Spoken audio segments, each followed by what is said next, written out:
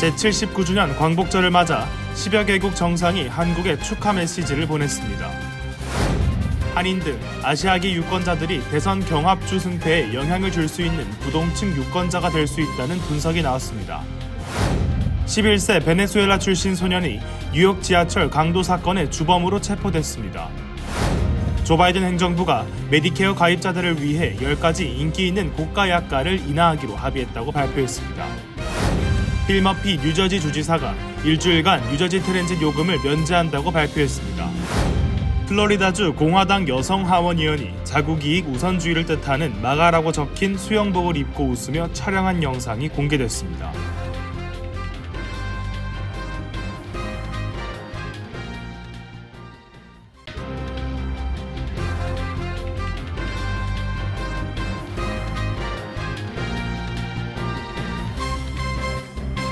안녕하십니까? KBTV 뉴스9 이창원입니다. 제79주년 광복절을 맞아 미국과 중국 등 10여 개국 정상이 한국에 축하 메시지를 보냈습니다. 앞서 토니 블랭켄 국무부 장관은 미국 정부를 대표해 한국의 국경일을 축하하는 성명을 발표하고 국제 평화 등의 공동의 가치를 수호하며 협력할 것이라고 밝혔습니다. 전장희 기자가 전해드립니다. 한국 외교부에 따르면 윤석열 대통령은 미국, 중국, 인도, 교황청, 우크라이나, 사우디아라비아, 부탄, 스리랑카, 투르크메니스탄, 헝가리, 바레인, 벨기에 등 각국 정상으로부터 광복 제79주년 축하 메시지를 받았습니다. 조 바이든 대통령은 광복절을 맞아 윤 대통령과 대한민국 국민들에게 축하를 전한다며 미국은 평화, 안보 및 자유를 위해 대한민국과 함께한다는 것을 자랑스럽게 생각한다고 전했습니다.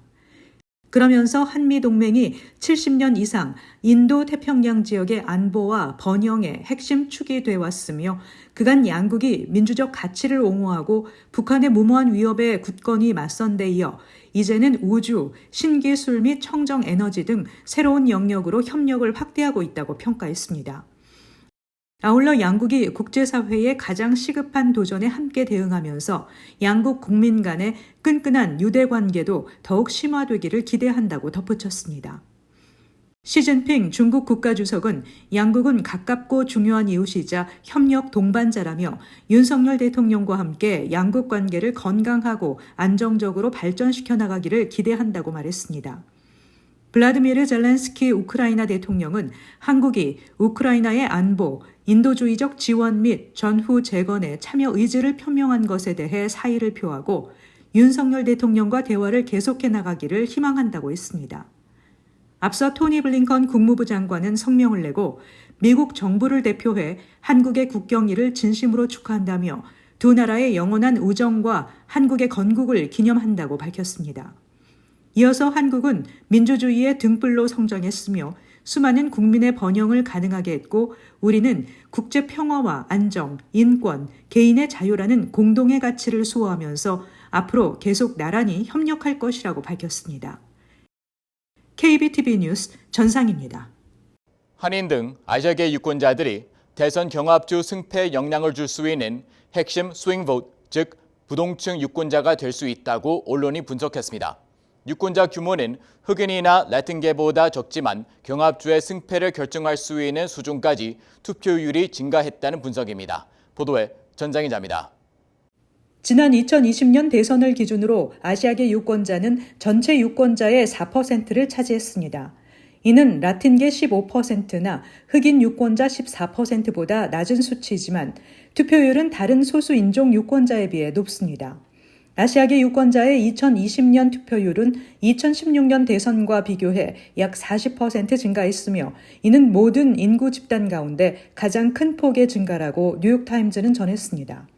신문은 또 2020년 대선에서 투표한 아시아 유권자의 규모는 미시간주를 제외한 모든 경합주에서 승패를 결정한 격차보다 많았다고 보도했습니다. 뉴욕타임즈는 아시아계 유권자의 투표율 증가와 관련해 그것은 조지아주에서 큰 차이를 만들었다며 아시아계 유권자들은 2020년 대선 때 트럼프를 축출했으며 상원 선거 승패를 결정하는 결선 투표에서 2명의 민주당 상원의원을 선출했다고 말했습니다. 아시아계 유권자의 경우 대체로 민주당에 투표하는 경향이 있지만 그 비율은 줄어드는 추세입니다. 2012년 대선 때는 아시아계 유권자의 70%가 버락 오바마 대통령에게 투표했지만 2020년에는 약 3분의 2만 조 바이든 대통령에게 투표했습니다. 분석에 따르면 아시아계 유권자는 다른 일반 유권자보다 무소속으로 분류될 가능성이 2배 높습니다.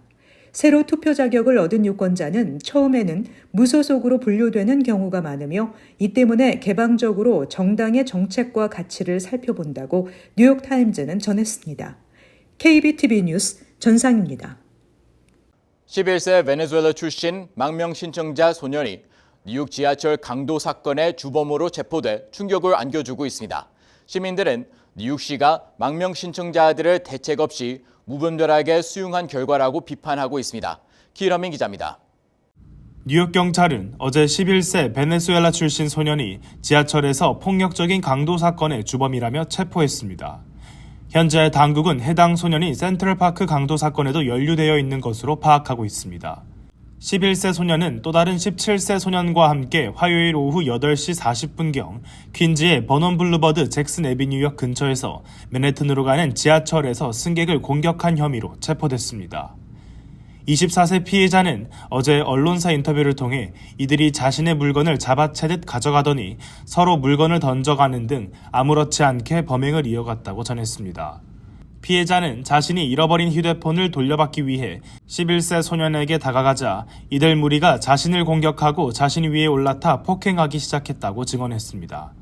당국은 11세 소년을 포함한 일당들은 사건 발생 몇 시간 후 맨해튼 미드타운에 위치한 루즈벨트 호텔 이민자 쉼터 근처에서 체포됐으며 당시 훔친 휴대폰을 소지하고 있었다고 밝혔습니다.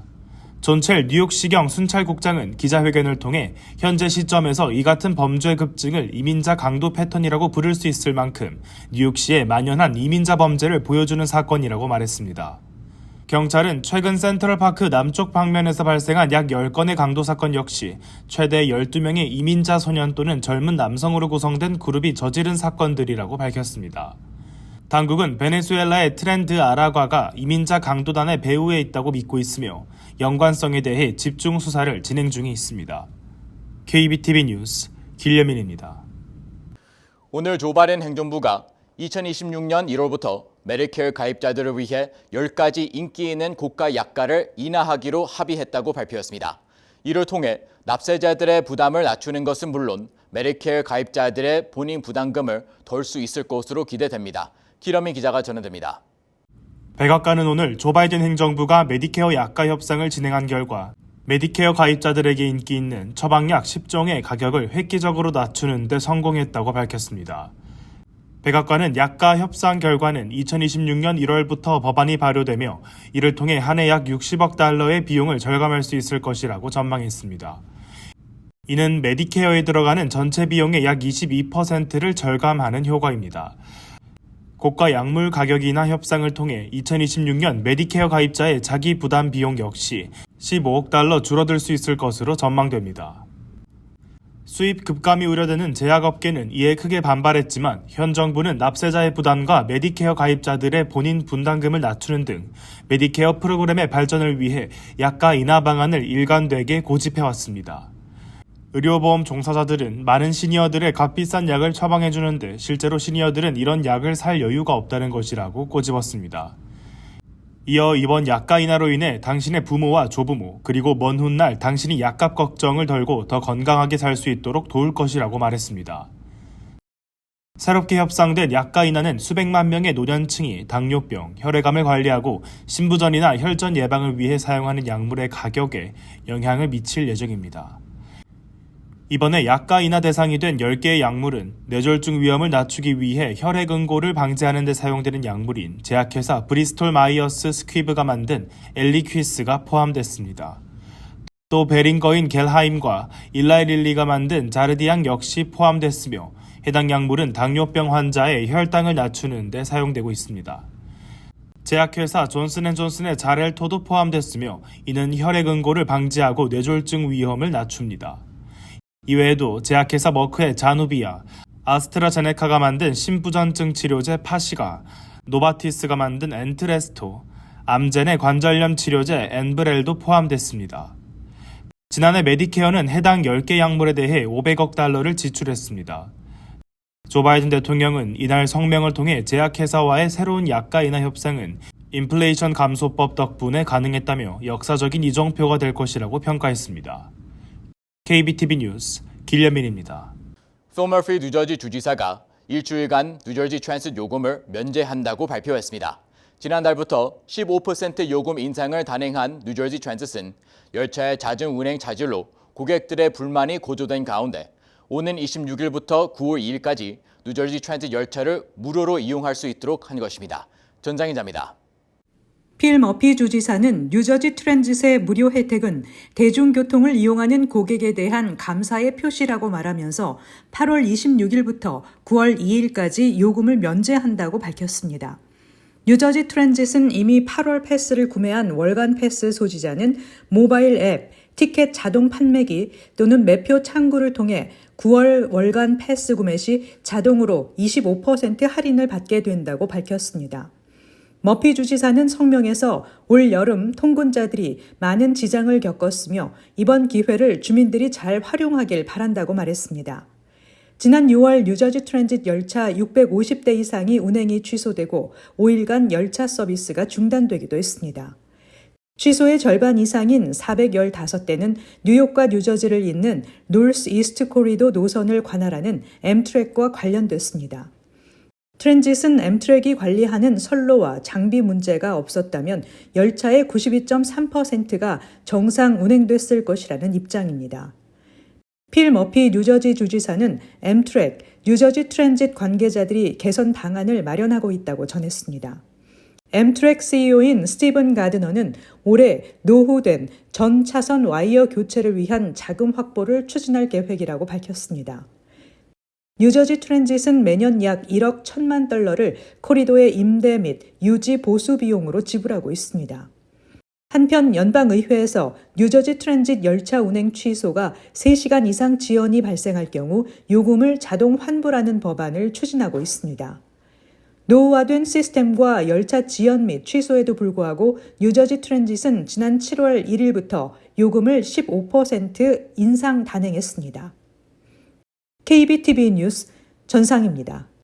플로리다주 공화당 여성 하원의원이 트럼프가 주장하는 자국 이익 우선주의를 뜻하는 Make America Great Again이라고 적힌 수영복을 입고 웃으며 촬영한 영상이 공개돼 파장이 일고 있습니다. 영상은 2016년 촬영된 것으로 확인됐습니다. 기러민 기자가 전해드립니다. 플로리다주 공화당 여성 하원의원인 35세 안나 파울리나 루나의 수영복 영상이 공개되면서 파장이 일고 있습니다. 어제 공개된 해당 영상에는 파울리나 루나 의원의 미국을 다시 위대하게 라고 적힌 수영복을 입은 채 웃으며 한 바퀴 도는 모습이 담겼습니다. 파장이 커지자 루나 의원은 2016년 자신이 하원 의원으로 당선되기 전 트럼프를 지지하기 위해 마가 수영복을 입고 영상을 촬영했던 것이라고 설명했습니다. 이어 그녀는 과거 영상과 사진까지 찾아내며 정치적인 쟁점으로 만들려는 시도는 어리석다고 비판하면서 나는 수영복을 입었습니다. 나는 생물학적인 여성이 맞습니다. 라고 조롱 섞인 글을 남긴 뒤 마가라는 해시태그를 남겼습니다. 공군에서 복무한 경력을 가진 루나 의원은 자신이 디자인한 수영복과 여성용 티셔츠로 스포츠 일러스트레이트와 맥심에 소개된 바 있습니다. 루나 의원은 소셜미디어 틱톡을 통해 자신의 오랜 영상을 공론화하며 공격하는 민주당 지지층을 겨냥했습니다. 그는 민주당원들이 저를 공격하니 더 고백할 게 있다며 저는 해변에서 비키니를 입고 미네랄 선크림을 바릅니다라고 밝혀 민주당의 자신의 일거수일투족을 모두 문제 삼는다고 둘러 비판했습니다. 이어 거의 10년 전 내 모델링 사진을 찾는 것보다 더 중요한 할 일이 많이 있을 텐데요 라고 덧붙였습니다. KBTV 뉴스 길려민입니다. 내년 사회보장연금 수혜자들은 물가 인상률을 반영해 조정된 혜택을 받지만 그 인상폭은 실제 가격 상승을 따라가지 못한다는 지적이 높습니다. 6,800만 명의 은퇴자들과 장애인들이 받고 있는 사회보장연금이 내년에는 2.57% 오를 것으로 예측됐습니다. 인플레이션이 둔화하면서 2021년 이후 가장 낮은 인상폭입니다. 지난 15년 동안 조정에서 8번은 인플레이션보다 낮은 인상률을 기록했습니다. 노인연맹은 2010년부터 올해까지 사회보장연금은 58% 올랐지만 통상적으로 은퇴자들이 소비하는 상품과 서비스는 같은 기간 73% 상승했다고 지적했습니다. 미국에서 처음으로 나소 카운티에서 공공안전을 위해 마스크 착용 금지가 법률로 제정됐습니다. 법안에 대한 논란에도 불구하고 나소 카운티 행정 책임자인 브루스 블레이크먼은 새로운 법안에 서명했습니다. 법안은 종교적, 문화적 또는 건강상의 필요성이 있는 경우를 제외하고 공공장소에서 마스크 착용을 금지합니다. 법안은 공공장소에서 신원을 숨기기 위해 마스크를 착용하는 사람에게 최대 1년의 징역과 $1,000의 벌금을 부과하는 경범죄로 규정했습니다. 이 법안은 이번 달 초 공화당이 장악한 나소 카운티 의회에서 승인됐습니다. 지지자들은 이 법안이 폭력적인 시위대가 신원을 숨기는 것을 막을 수 있을 것이라고 말했습니다. 필 머피 뉴저지 주지사가 유죄 판결을 받은 상원의원 밥 메넨데스의 임시 대체자로 조지 헬미 전 수석 보좌관을 지명할 계획입니다. 44세 헬미는 빠르면 금요일 지명자로 발표될 예정입니다. 헬미는 2019년부터 지난해 10월까지 머피의 수석 보좌관을 지냈으며 앞서 민주당 상원의원인 코리 부커의 주정부 책임자와 뉴저지 부참모장을 지냈고 고인이 된 프랭크 라우텐버그 상원의원의 보좌관으로 일했습니다. 메넨데스는 지난달 현금, 금괴 등을 받고 이집트, 카타르와 동료 3명에게 이익을 주고 자신의 권력과 영향력을 사용한 혐의로 16건의 중범죄 혐의로 유죄 판결을 받았습니다. 백악관에서 다음 달 한국 추석을 축하하는 첫 단독 행사가 추진되고 있습니다. 이번 행사 개최는 전 현직 백악관 한국계 직원 등이 주도하며 이들은 추석 당일인 9월 17일 오후 5시 백악관 행정동인 아이젠하워 빌딩에서 행사가 열릴 예정이라는 이메일을 한국계 주요 인사 등에게 보냈습니다. 이번 행사가 계획대로 열리게 되면 백악관에서 열리는 첫 한국 추석 축하 행사가 됩니다. 백악관 내에서의 이번 행사 추진은 한글로 추석 메시지를 낸 바이든 대통령이 퇴임하기 전에 한국 추석만을 위한 이벤트를 열어보는 차원에서 기획됐습니다. 한국 정부가 뉴욕 총영사관, 공공기관, 사무소, 기업 전시관 등을 결합한 뉴욕 복합 공관을 만들기 위한 첫 발을 내디뎠습니다. 이달 초 기획재정부 국유재산 담당 관계자와 한국자산관리공사 실무진 등은 뉴욕을 방문해 약 일주일 동안 뉴욕 복합공관을 개발할 수 있는 후보 건물을 둘러봤습니다. 맨하탄을 구역별로 나눠 후보군이 될 만한 건물들을 추리고 직접 방문해 살펴본 것입니다. 특히 뉴욕 복합공관의 메인이 될 뉴욕 총영사관 측에 한인 동포들의 접근성, 건물의 보안 수준, 건물 상태 등에 대한 의견도 구한 것으로 파악됐습니다. 한국무역협회 소유 건물에 입주해 있는 뉴욕 총영사관은 협소한 민원실 대기 공간과 떨어지는 접근성 등에 대한 동포들의 불만을 지속해서 받아왔습니다. 커뮤니티 브리핑을 전해드립니다.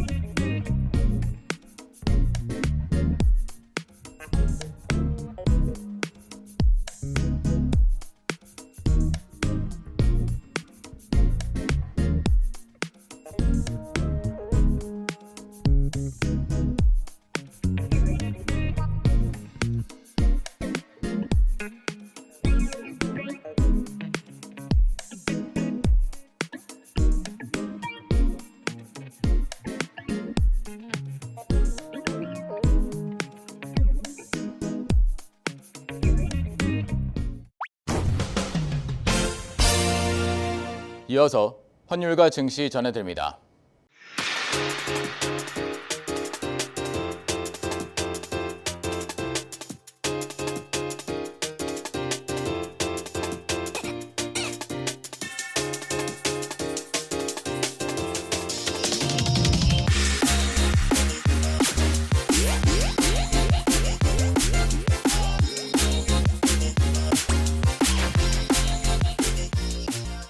뉴욕과 뉴저지 날씨 전해드립니다.